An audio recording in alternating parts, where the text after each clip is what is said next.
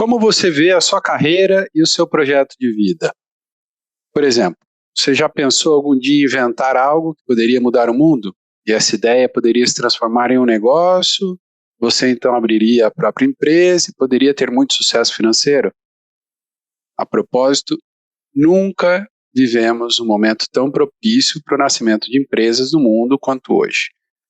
Segundo o site Statista, o número de empresas no mundo saltou de 200 milhões de empresas no ano de 2000 para mais de 333 milhões de empresas em 2021. São 133 milhões de empresas nascendo só nos últimos 21 anos. São muitos os fatores que ajudam o surgimento de tantas novas empresas. Por exemplo, os avanços tecnológicos e toda a transformação digital que ela permite, o acesso ao capital disponível no mundo tão globalizado, além de uma nova visão de carreira, onde os mais jovens querem empreender mais e os mais experientes veem isso como uma opção de transição de carreira para se manter no mercado. Mas isso tudo faz sentido? A dúvida é como entender qual pode ser o melhor caminho para cada um de nós. Estamos de volta para mais um Debate no Café. Eu sou o Thiago Pierosi. E eu sou o Márcio Oliveira, cortando já o Thiago aqui, coisa que a gente faz toda hora. E o nosso convidado hoje aqui é o Michel Leite Schwartzman, grande cara aí do mundo da comunicação, que hoje também ajuda pessoas a entender melhor qual o seu caminho, propósito de vida e carreira. E é sobre isso que a gente vai bater um papo aqui no Debate no Café e conhecer um pouquinho também das iniciativas do Michel. É isso aí? Tomamos um café?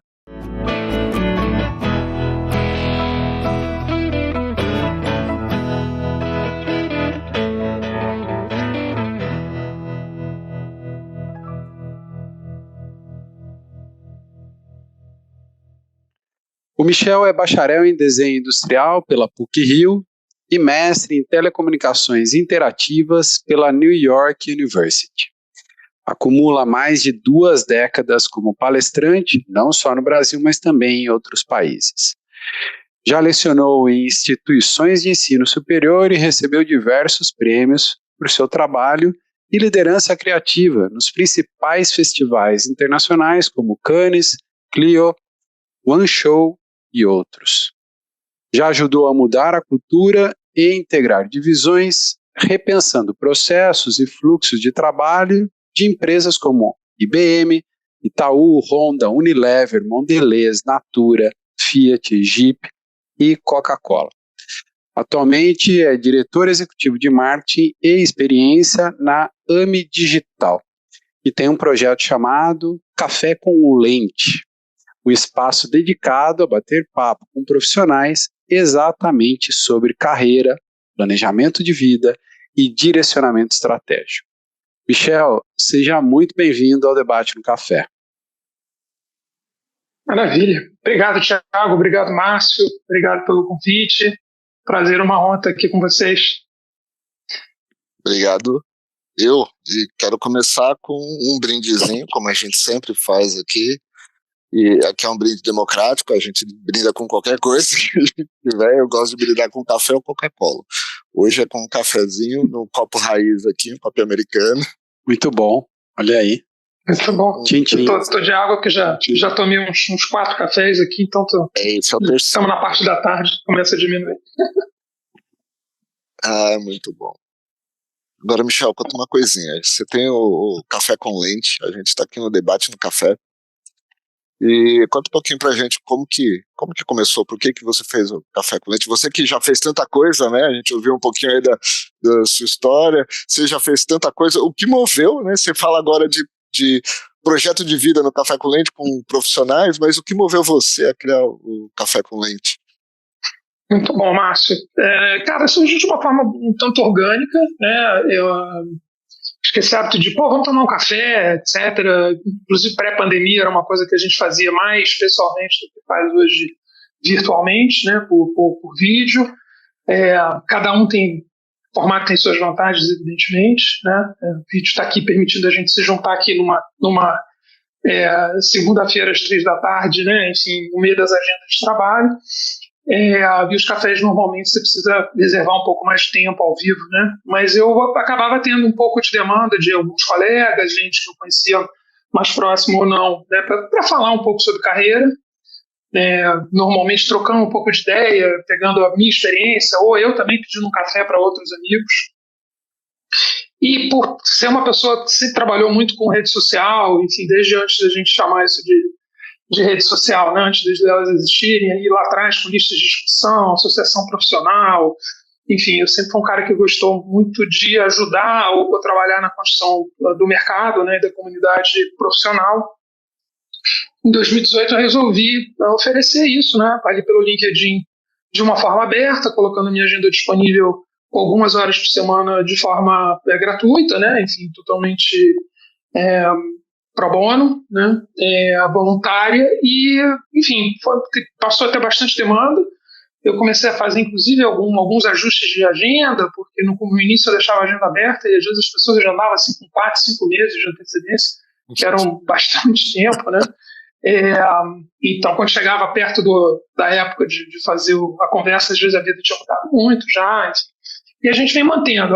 De lá para cá, de 18 para cá, foram mais ou menos mais de 700 conversas.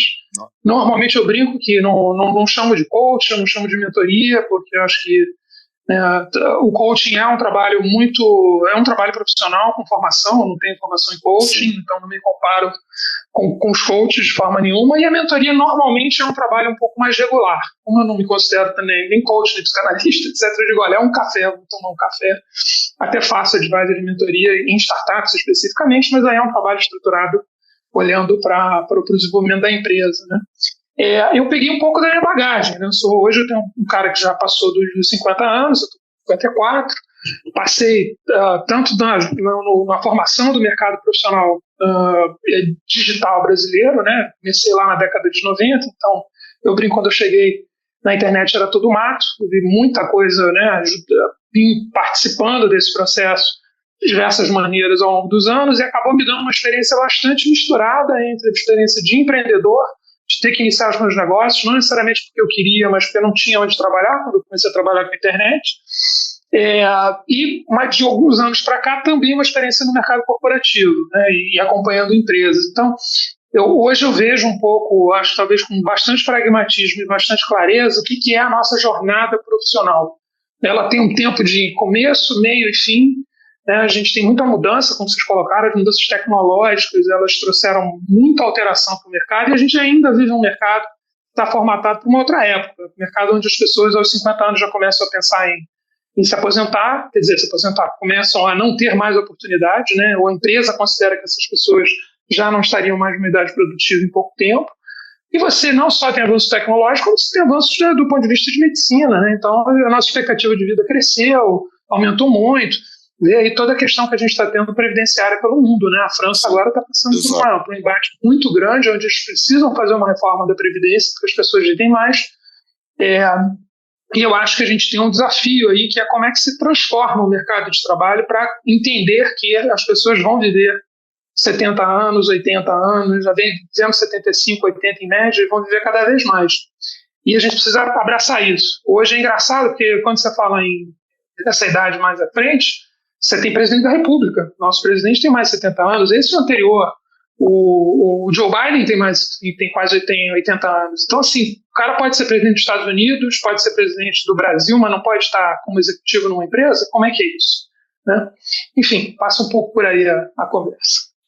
Muito bom, a gente tem um pouco de similaridade, falando um pouquinho do Café com Leite, com o Debate no Café, né? Nós nascemos na pandemia, é um filhinho da pandemia, né, Thiago? E o Debate no Café nasceu dos bate-papos que eu e o Thiago fazíamos, resolvemos começar a fazer, né, remotamente, todo mundo dentro de casa, na pandemia, e disso surgiu a ideia de, vamos trazer gente para conversar com a gente sobre vários temas aí, e a gente está nessa jornada também, muito bom como que nasce.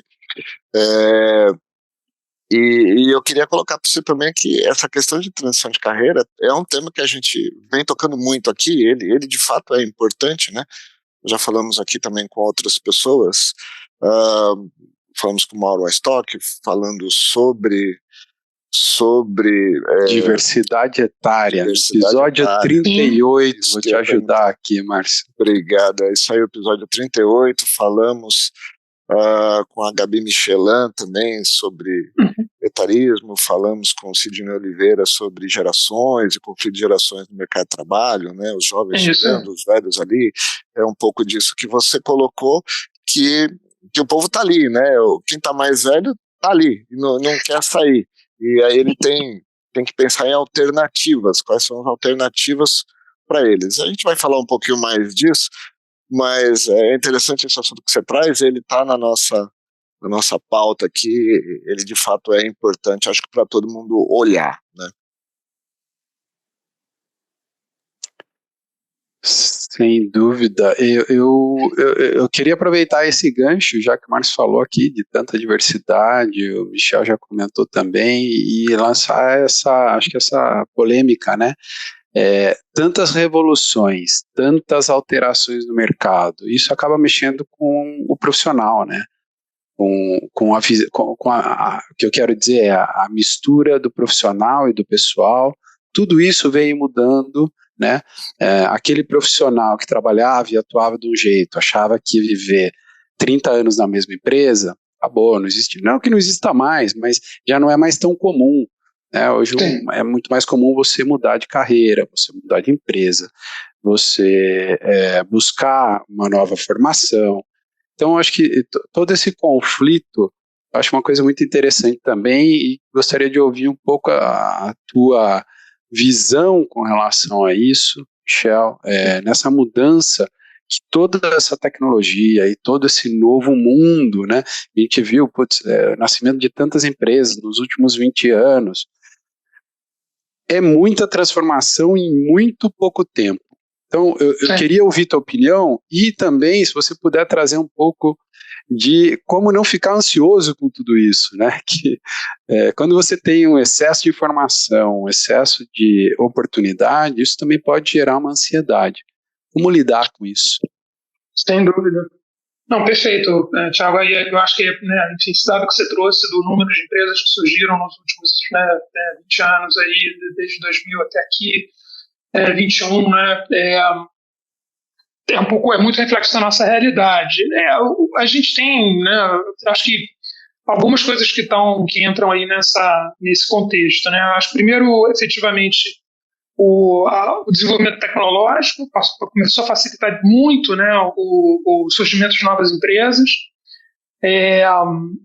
Isso realmente, né, aí entra toda a questão que a gente acompanhou do desenvolvimento histórico, né. Se você falar, por exemplo, em ferramentas de publicação, efetivamente você, agora que as pessoas tinham uma notícia de que alguns repórteres da Globo News vão começar a gravar matérias com o celular, né.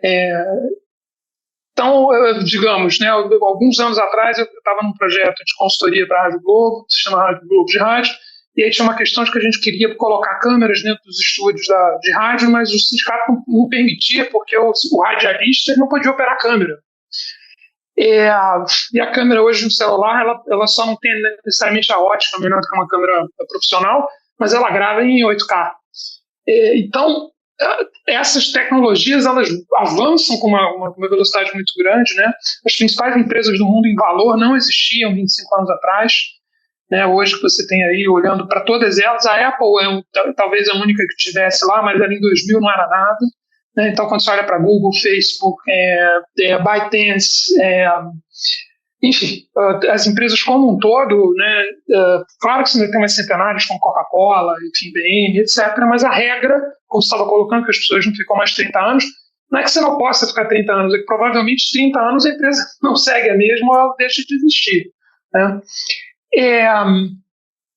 Então, tudo isso, né, que vocês falaram já em outros episódios, enfim, o Mauro trouxe, que enfim, o Mauro e a gente se acompanha aí também, são coisas que vão trazendo novos ingredientes para a nossa vida. Quando a gente fala de formação, puxa, eu preciso fazer uma outra formação. Normalmente remete um pouco a vou voltar para a faculdade, eu vou estudar de novo 4 anos. Na verdade, não passa por aí, né? Passa efetivamente por você estar olhando um pouco para o mundo de uma forma geral, né, e tentando ir se mantendo atualizado. Eu acho que o principal, né, e aí pegando ali as conversas de café com leite, elas normalmente são todas em volta disso. Né? Uma pessoa tem 20 anos e está começando a vida profissional, ela tem 50, muitos ou 60, já está terminando a vida profissional, eventualmente alguém um pouco já passou disso, mas elas passam um pouco sempre pelo mesmo desenho. É evidentemente angustiante, porque assim, o mercado, e aí quando eu falo de mercado, estou falando do mercado desenhado e próprio sistema educacional tradicional, continua preparando a gente para uma realidade de 40 anos atrás, ou 30 anos atrás. Né? Então, te prepara. Eu tenho várias coisas em relação a isso. A escola te prepara para você fazer o Enem, o vestibular, entrar numa faculdade, arranjar um emprego, crescer no emprego, se aposentar e morrer. Essa é a regra. Só que você não necessariamente precisa terminar a escola, ou precisa fazer faculdade. Você não necessariamente vai conseguir um emprego quando você terminar essa faculdade, depende de onde você está, e provavelmente você não vai seguir 30 anos numa mesma empresa. E quando você se aposentar, que é a idade de se aposentar ali aos 55, 60, 65, você ainda tem 20 anos ou 25 anos pela frente. Então, essa história mudou completamente. Então, a primeira coisa é a gente sair da posição de vítima, né? Porque o mundo mudou, porque eu não consigo, porque... Então, assim, nós somos responsáveis, não mais a escola, não mais o trabalho, pelas nossas próprias vidas, né? O que eu acho que dá um pouco de alívio na angústia, de uma certa forma, é ter um plano claro. A gente coloca muito o nosso destino na mão do outro. A empresa vai me dar oportunidade, a empresa vai garantir o meu futuro, a faculdade vai me arranjar um emprego, meu chefe vai me promover. A gente tem sempre essas dinâmicas que são colocar na mão do outro a solução para a nossa vida. E isso, e você acha que isso está atrelado a um estado meritocrático. O que eu quero dizer com isso? O que a escola nos ensina é que se você tirar 10, você passa de ano. Se você tirar 7 ou 6,5, você passa de ano. Quando você entra no mercado de trabalho, não é nenhuma garantia que a sua performance, digamos, profissional vai te levar para a próxima etapa. Primeiro porque na escola são 10 vagas, são 40 vagas no primeiro ano, 40 vagas no segundo, 40 vagas no terceiro. Se precisar entrar mais gente na escola, eles abrem vaga. Na empresa, não. Na empresa são 100 vagas no primeiro andar, são 25 ou 40 no segundo, e lá em cima tem um. Então, a ordem natural é que você fique pelo caminho. Né? Então, acho que a gente tem que, antes e acima de tudo, ser muito honesto com a gente mesmo, entender que esta é a forma como o mundo funciona, que não adianta ficar dizendo, porque meu chefe, que a empresa não me deu oportunidade, porque sempre a gente joga a culpa no terceiro, a gente fica num lugar mais cômodo e de vítima, e tudo bem, todo mundo tem direito a ficar triste, ou mandar embora, não funciona, mas ninguém vai resolver o seu problema. E entender assim, olha, basicamente é o seguinte, como é que eu vou ganhar dinheiro?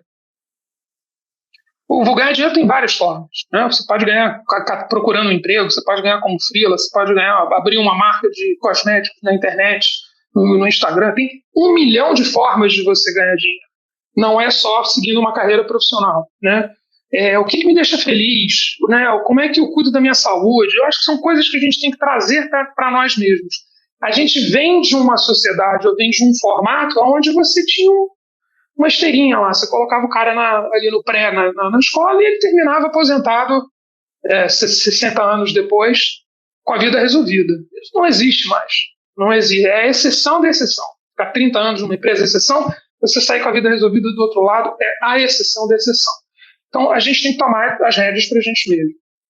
A pandemia mudou um pouco o paradigma disso, na mente das pessoas. Eu não digo nas empresas. As empresas ainda, como empresa, como entidade jurídica, ainda tem muitos conflitos, inclusive, por exemplo, o formato de trabalho. Mas na cabeça das pessoas, seja mais jovens, seja mais velha, você ouviu muito disso nos seus papos? Teve alguma coisa da pandemia? Eu acho que a pandemia acelerou alguns processos de digitalização e questionou muitos modelos. Ela serviu para a gente quebrar um pouco o molde e dizer, será que preciso disso? Eu preciso eu mesmo presencial para o meu trabalho? É necessário? Tá? E aí você entra numa discussão de o trabalho presencial é melhor do que o trabalho remoto. Eu te confesso que eu não tenho certeza para nenhum lado. Tá? Eu fiquei em tanto trabalho remoto, voltei para um trabalho 100% presencial. estar presente fisicamente com as pessoas te proporciona oportunidades que você não tem no virtual. Não quer dizer que as empresas não funcionem. Eu acompanho empresas que funcionam 100% virtual. Né? Eu sou conselheiro de empresas que funcionam 100% virtual. São dinâmicas diferentes. Eu acho que a gente começou a mostrar que era possível você fazer a coisa de várias outras maneiras. Né? E acelerou alguns processos. A videoconferência, eu me lembro de antes da pandemia, eu morei 15 anos em São Paulo, mas eu vim para o Rio de Janeiro de volta em 2015, e eu tinha o hábito de ir, no mínimo, a cada 15 dias para São Paulo. Já tinha passagem comprada, independente do que eu tivesse, porque as reuniões de negócio precisavam ser feitas presencialmente, porque não fazer uma reunião presencial era um desprestígio para o outro lado. E depois disso, reunião presencial, do outro lado vai dizer, mas precisa a gente se encontrar, tem que tomar um café. Não, se você quiser vir aqui no meu escritório, tudo bem. A gente começou a ficar um pouco mais dizendo para quê essa mudança. Então, acho que a pandemia serviu para a gente quebrar muitas certezas, né? Mas não todas, e acho que, enfim, ainda impactou pouco. Primeiro, parecia que ia ser uma mudança muito mais radical, né, do que ela efetivamente, esse novo normal. Falávamos muito sobre isso, eu especulei bastante sobre isso, e acho que a gente voltou para um lugar que deu alguns passos, mas não tantos passos quanto a gente esperava. O que acontece é que a tecnologia ela avança muito rapidamente em questão de anos, e a humanidade, na minha visão, ela muda em questão de gerações. Então tem uma questão nossa, enquanto ser humano, que eu chamo também muito de entreguismo, de uma certa forma. Eu dizer, não vou... E aí, meio que independente da idade, tá? Mas chegou um determinado momento da vida que você diz, eu já não aprendi isso. Como já não aprendeu isso? A pessoa tem 45 anos, eu já não aprendi inglês, então, como já não aprendeu inglês? Ela tem 40 anos pela frente, ela pode fazer 1 milhão de coisas, né? Então eu acho que a gente tem que ter essa consciência de que a gente vai ficar aqui muito tempo e que tem que tomar as rédeas, entendeu? Eu acho. E a pandemia acelerou algumas coisas, né? Quebrou certezas, mas não trouxe necessariamente muitas soluções. Eu acho que ela só provocou a gente para entender que tem outras formas de fazer o que a gente faz. Eu acho que nessa linha, Michel, e até buscando, né, um pouco o que você falou, a gente está se formando, as escolas estão formando para empresas de 30, 40 anos atrás, coloca a gente numa forma, né, porque a gente se forma, coloca a gente numa forma e fala, pensa fora da caixa, pensa fora da forma, né? As coisas não se conversam, mas falando também dessa educação, e tentando olhar essa barreira que foi quebrada, vamos chamar uma barreira tecnológica, por exemplo, de fronteiras de países, que quando a gente começa a falar, eu não preciso ir para o Rio, também não preciso ir para os Estados Unidos, eu também não preciso ir para a Europa para trabalhar. Exatamente. Posso trabalhar do Brasil, né, em um país fora. Aumentou muito a busca para o brasileiro, né? A gente sabe que o brasileiro, a gente tem um salário que é inferior, muitas vezes, né, ao que se paga nos Estados Unidos, por exemplo, ou em alguns países da Europa. Essa formação que a gente tem aqui, a tecnologia que hoje a gente vem usando no Brasil, essas coisas estão num nível mundial, a gente pode considerar que estão na vanguarda, ou a gente está ficando um pouco para trás aí nessa questão, quando eu comparo com o mundo desenvolvido? Perfeito, Thiago, acho que acho que é isso, né? Faltou falar um pouco de que efetivamente eu estou sentado em Goiânia, ou estou sentado no interior de Minas Gerais, e eu sou um desenvolvedor full stack, eu posso trabalhar para a AME no Rio de Janeiro e posso trabalhar para uma empresa na Alemanha ganhando em euros. Tá? Preciso saber inglês, então volta a questão do idioma, mas dá para fazer. Né? Isso entra em outras questões, contribuição, taxação, imposto de renda, como é que tem uma série de outras coisas que aconteceram.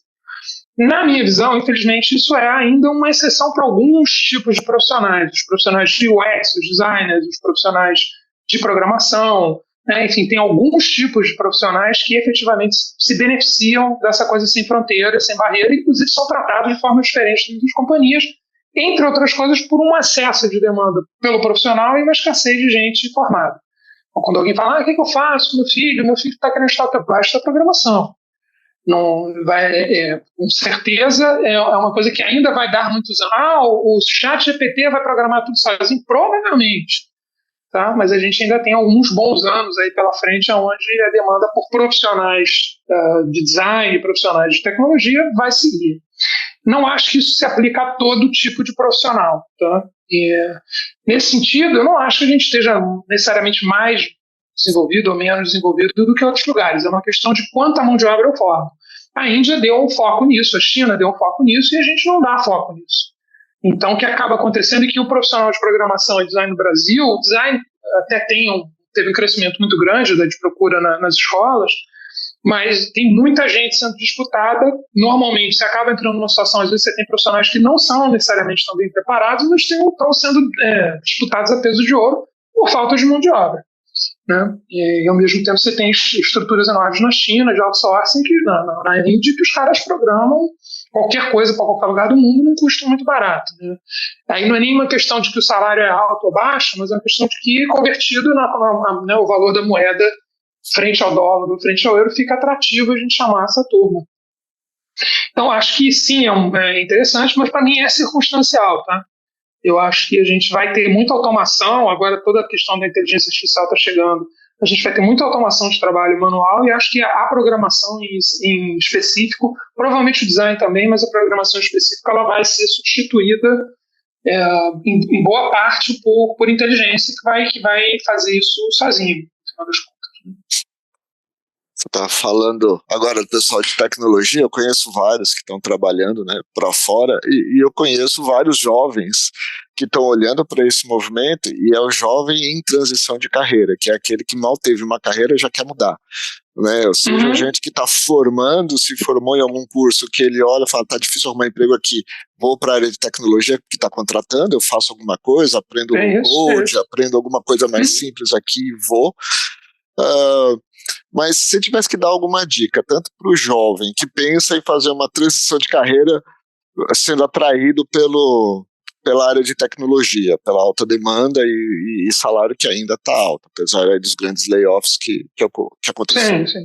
Da mesma forma que ele mais velho, né, o profissional mais experiente, vamos chamar assim, que pensa numa transição de carreira, porque talvez ele tá olhando para frente, esse foi mais ou menos o papo com o Sidney, né? Assim, você olha para frente, cara, eu tô com 60 anos, ainda vou viver mais, eu não vou me aposentar agora, né? Não vou aposentar e morrer com 65 anos, que era o pensamento anterior. E aí, qual que são as opções que ele tem para fazer uma transição de carreira? Então, olhando esses dois extremos, você tem dicas? O que você encontra mais? O que você costuma falar? Ou que dicas você pode dar para essas as pessoas? Eu estava falando, perfeito, Márcio, acho super importante. Eu estava falando da questão da gente ser brutalmente honesto com a gente mesmo, tá? Então, assim, tem que ter tem que ser muito pragmático nesse sentido, tá? Putz, eu quero virar programador aos 60. Não vejo nenhum problema. Pode virar programador aos 60, tá? Acho que dá para virar programador aos 60, tem que ter uma predisposição, tem que estar com a boca aberta, né? Tem que estar com a cabeça num lugar que você vai querer para fazer aquele tipo de coisa. Ok, como é isso? São 10 anos programando? Qual é o plano? Tá? O Café com Leite está me dando duas coisas muito divertidas. Uma é que muitas vezes das conversas vão surgindo cards. São frases que a gente vai conversando, às vezes vão sendo cunhadas, que eu depois transformo num card e puxo mais conversas sobre isso. E está no forno aí um projeto de livro que deve sair ainda esse ano, no final do ano que vem, sobre essa experiência do Café com Leite. Legal. Uma das coisas que eu coloco aí é que é justamente assim, você precisa ser brutalmente honesto com você mesmo, né? Então, se você vai, cara, eu vou trabalhar com eu digo assim, né, para você não enjoar no barco, você precisa ter um horizonte, para você não se perder, para você, né, você está com o Waze ali, dizendo que está engarrafado, está andando, onde você está indo, você precisa botar um norte no Waze para você efetivamente saber para onde você está indo. Então tem que ter um plano. Eu costumo dizer, Michel, que não tem vento favorável para quem não sabe para onde quer ir, né? Exato, perfeito, é isso aí, Thiago. Então, assim, O cara vai programar aos 60, perfeito, mas isso vai levar ele para onde, efetivamente? Né? Como é que é a situação patrimonial? Tem dinheiro como? Fez o quê? Né? Guardou o quê? Cara, eu estou fazendo isso porque eu não quero ficar parado? Perfeito. Cara, eu estou fazendo isso porque eu preciso ganhar dinheiro? Ok. Porque, por mais angustiante que seja, não adianta a gente ficar ignorando essa situação. Essa situação ela vai chegar em algum momento. Então, legal, eu vou programar perfeitamente. Então, hoje eu preciso pagar meus boletos. Eu digo para pagar boleto não tem argumento, paga da maneira que puder. Mas entender que aquela forma de pagar boleto, ela precisa dar um encaminhamento para uma situação patrimonial. Tá? E ela pode ser de diversas formas. Cara, não tem jeito. Bom, e aí? Família, filhos, primos, irmãos, enfim, como é que se organiza isso? Porque essa conta ela vai chegar. Você tem 20 anos, o que eu digo para o cara de 20 anos hoje é, independente do que você for fazer de trabalho, olha o seu projeto patrimonial, faz uma tese do seu projeto patrimonial. Eu sou da geração, acho que o Márcio me acompanha também, de hiperinflação. Então a gente não podia falar na escola de faz um planejamento financeiro. Eu não sei quanto vai ser a inflação, quanto vai estar o quilo de arroz no final da semana, como é que eu vou pensar daqui a 40 anos? A gente não tinha isso. Então você simplesmente ia vivendo. Mas você fazia o gabinete de poupança. Não é mais sobre isso. Né? Uma das críticas que eu faço às escolas é que se fala em química inorgânica e não se ensina os jovens a trabalhar com questões de planejamento financeiro e planejamento de vida. Então, tem que ter um plano financeiro. Tá? Quando a gente arranja um emprego em algum lugar, consegui um emprego, que maravilha, tenho 32 anos, eu estou trabalhando, eu tenho um emprego. Qual é o seu projeto de construção patrimonial? Porque esse emprego não vai durar para sempre. Tá? E se você, ano após ano, não está conseguindo guardar dinheiro de verdade, e aí eu um pouco assim, não, porque eu não como fora. Legal, aí no final do mês você consegue guardar R$300, R$400. E não tem, todo mundo fala, não, guarde R$100 por mês por um dia. Não guardo R$100 por mês por um dia. Porque você não tem como garantir que você vai viver 25 anos guardando R$100 por mês. Pode acontecer um monte de coisa. Você pode, inclusive, guardar dinheiro por 18 anos e no 19º ano você tem alguma coisa onde você tinha um pezinho de meia e você vai ter que usar aquele pé de meia, porque a gente não controla as externalidades. Tá? Então, a clareza e o pragmatismo com o planejamento financeiro, com a saúde financeira, como eu gosto de falar, ela é imperativa. Qual é a tua tese para ganhar dinheiro e guardar dinheiro ou pegar o dinheiro que você já tem e fazer ele render para você de alguma forma, investimentos, qualquer coisa que seja. Né? A gente fala, mas eu não sei fazer isso. Vamos lá. Qualquer pessoa, eu digo assim, me traz aí um racional de como é que você fica rico, milionário, vendendo água no sinal. Tá bom, vou pegar aqui, vou comprar uma água R$2, vou vender 5. Vou contar que tem máfia no sinal, que controla os pontos. Vamos dizer que você tivesse livre acesso ao sinal. Dá escala. Faz uma margem ali de 30%, né, vende um negócio por 2, 3 vezes o preço, está fazendo 200%, 300% de margem. Dá escala. Você vai conseguir guardar dinheiro. Então a lógica, ela não é uma lógica tão complicada, porque eu não gosto de números. A gente tem muitas essas manias, assim, né? E aí você fica esperando que a empresa resolva o seu problema. Como é também a questão da CLT. Não, eu prefiro ter um emprego CLT, porque CLT me dá segurança. Não, dá segurança. CLT te dá previsibilidade de que ao final daquele mês você vai ter aquele salário naquele centavo guardado, colocado na sua conta. Só que é o combinado. Mas assim, se a empresa quebrar amanhã ou tiver qualquer tipo de coisa, você vai ser mandado embora igual. Né? Então, eu acho que a gente tem que abordar o assunto saúde financeira, né, ou projeto patrimonial de frente, com muita franqueza com a gente mesmo. Tá?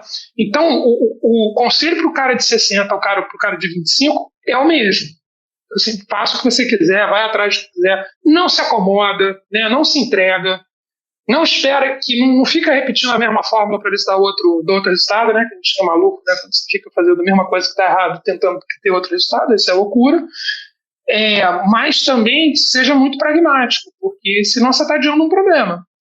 O cara com 35 está ganhando bem, mas não consegue guardar dinheiro, ele vai chegar aos 45, se Deus ajudar ele não ficar no meio do caminho, ele vai chegar aos 45, vai chegar aos 50.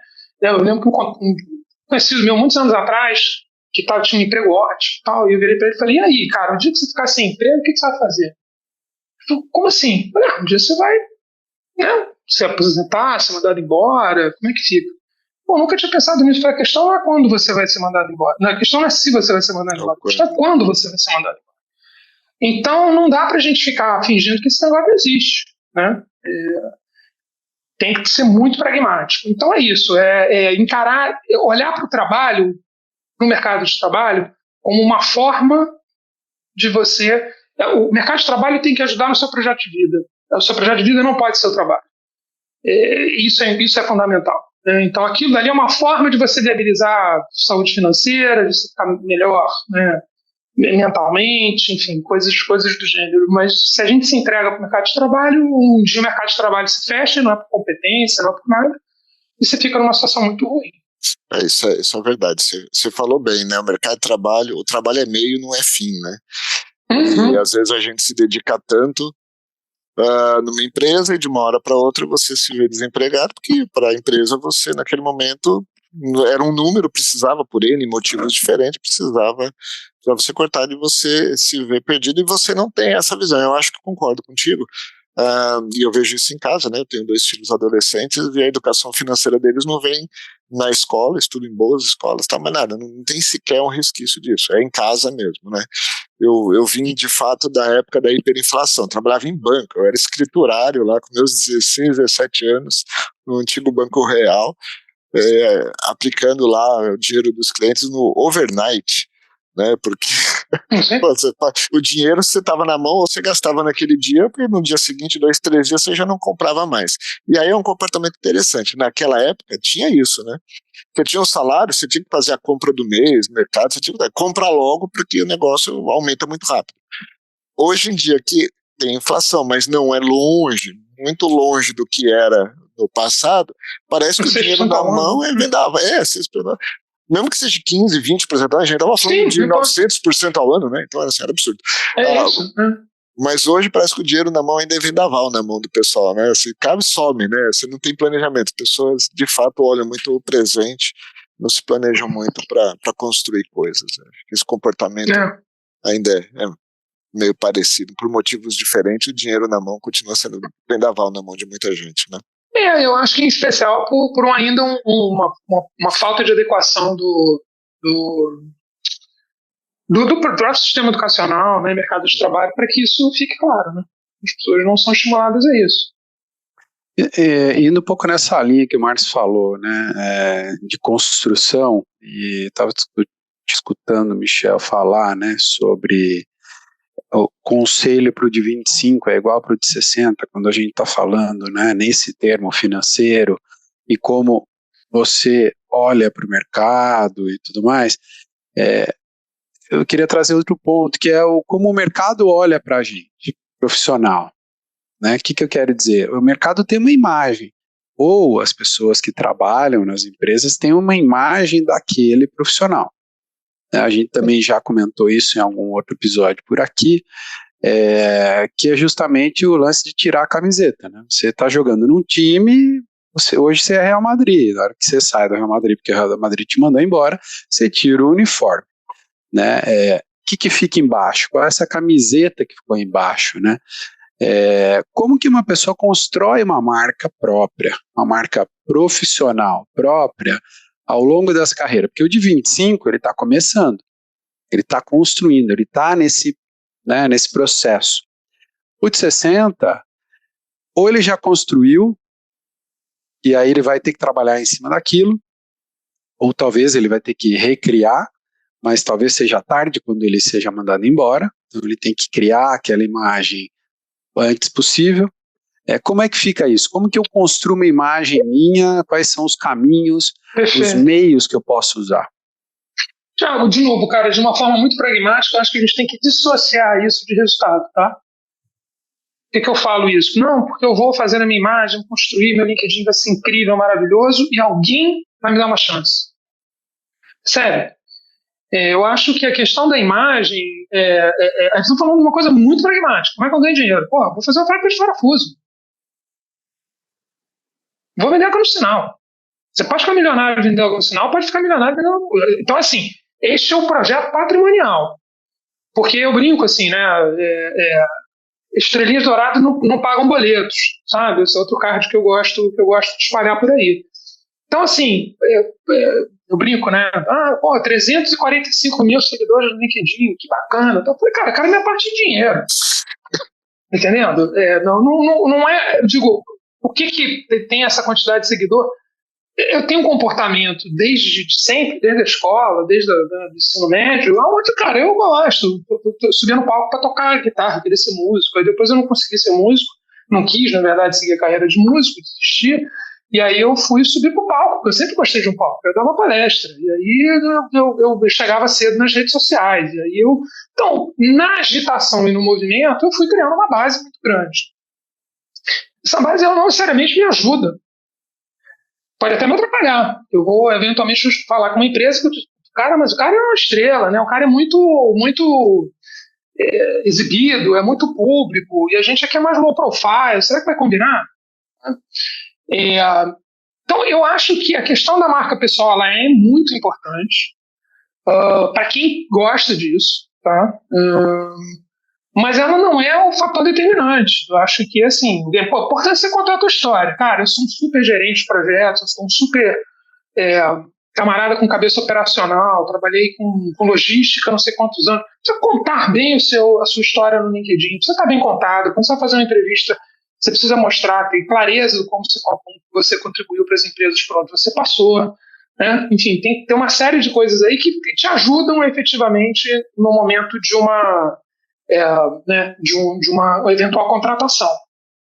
Mas isso acontece muito mais no início do que mais para o meio e fim da carreira. Né?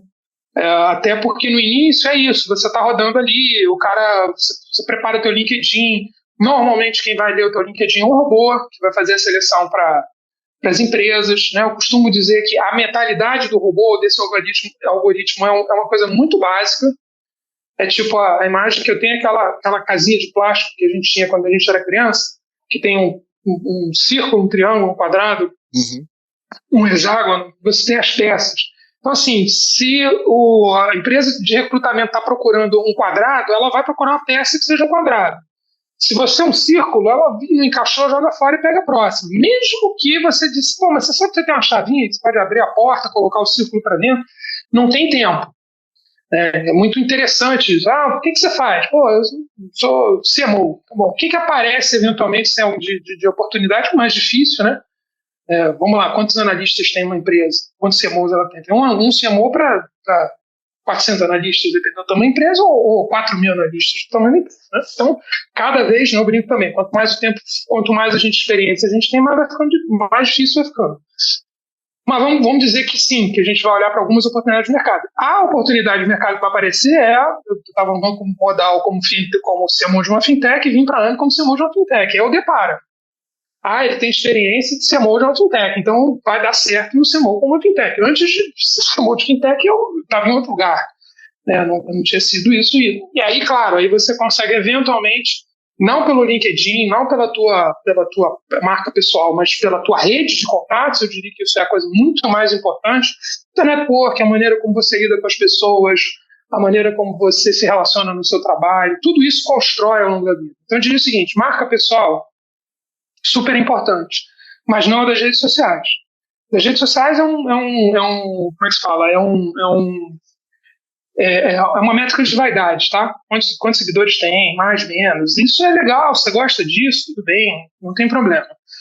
Mas, para mim, a marca pessoal que fica é a tua reputação na medida que vai passando o tempo, com as pessoas com que você vai lidando, né, a impressão que você vai deixando pelos lugares que você trabalhou, alguém vai ligar para o teu ex-chefe e dizer, como é que é o Michel? O que ele faz? É legal, é bacana, é bom, funciona, não funciona, pergunta para os teus colegas, aí sim, tá? Então, eu acho que isso é fundamental, porque eu tive um episódio uma vez de uma pessoa que me ligou assim e falou, então, queria marcar um papo com você, e eu achei que ela queria fazer um café com leite, né? Falei, deve estar com algum desafio de carreira, etc. E começou a me falar, ela era assim, uma analista, tá? Era diretor, enfim, da empresa, um dos diretores, ela estava assim, lá embaixo, mas para mim era sempre todo mundo junto e, né, enfim, tentava passar sempre um trabalho bacana com todo mundo.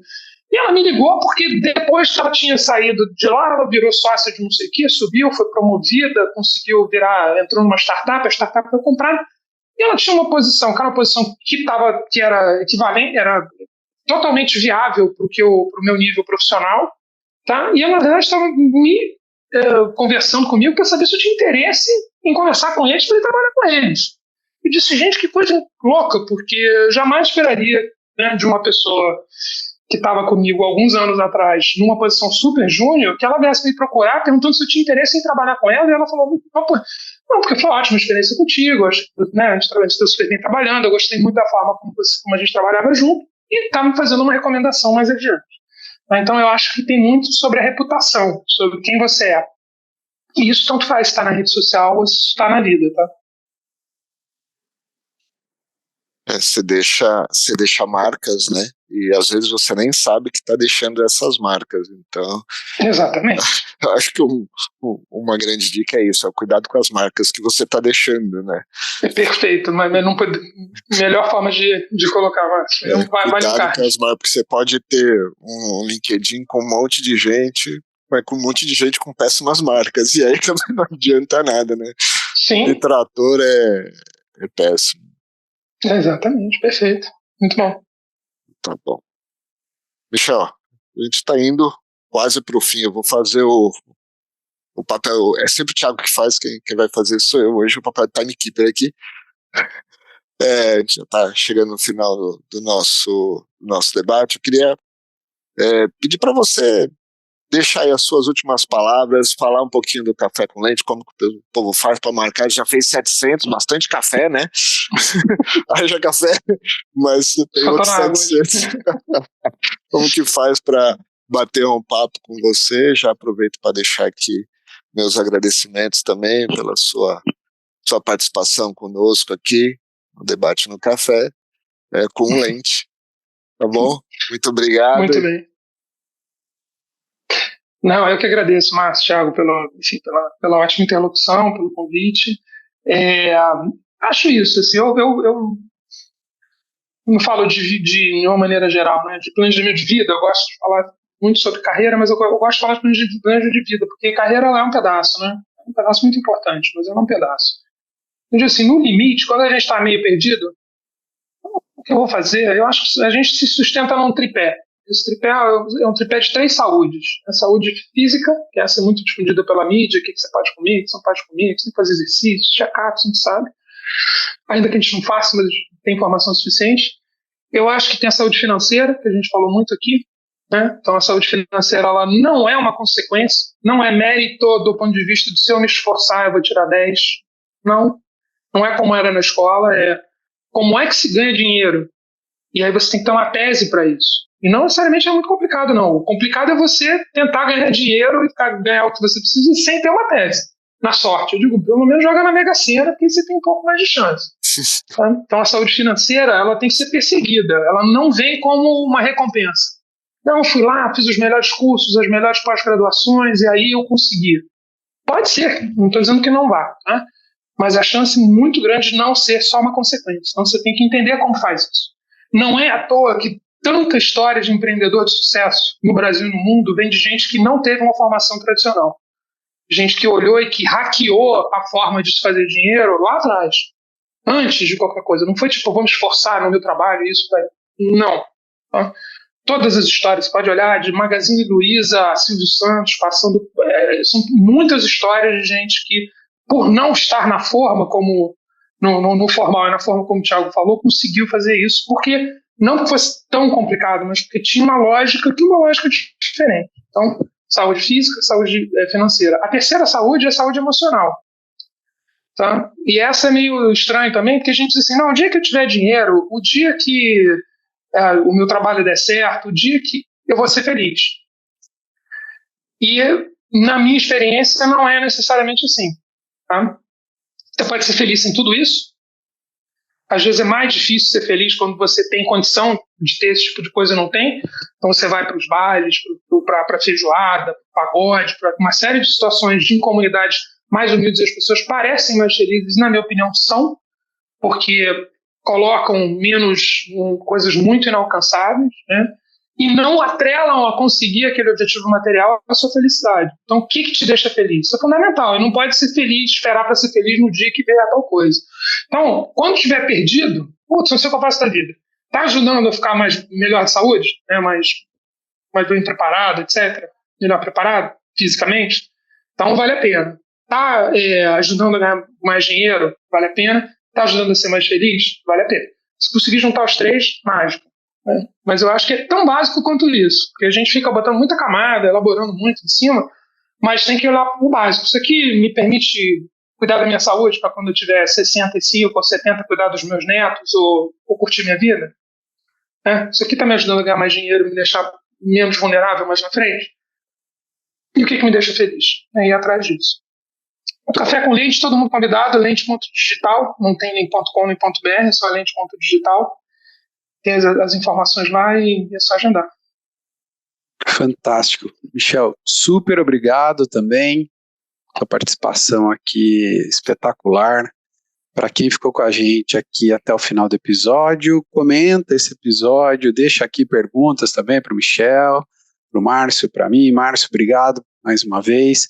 Estamos aqui ultrapassando a barreira dos 45, esse provavelmente episódio 46.